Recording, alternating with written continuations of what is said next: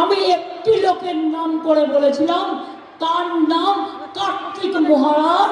তিনি আমাদের এজেন্ট বসতে দেয়নি। তৃণমূল কংগ্রেসের ভোটের দুদিন আগে মুর্শিদাবাদে যে দাঙ্গাটা করিয়েছিলেন তার হোতা ছিলেন উনি। আমি সেই জন্য বলেছিলাম